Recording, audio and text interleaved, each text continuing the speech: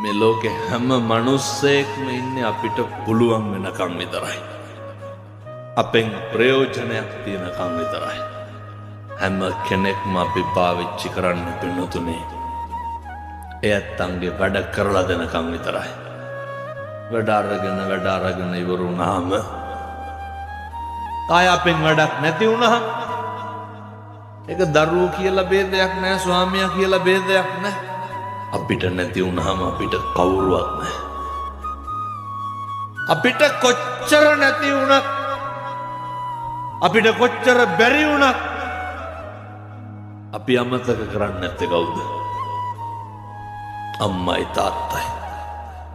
තරහ ගියපු වෙලාවට මොන කතන්දර කිව්වා මොකක් හරි වුණාම ඉස්සරළම ඇස්වලට කඳුළු වැටෙන්නේ කාගේද?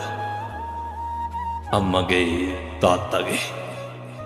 ඒ හින්දා මම මේ තරුණ දුවලට පුතාලට කියන්නේ අපිට ඉන්න සම්පත් එක තමයි අම්මයි තාත්තයි.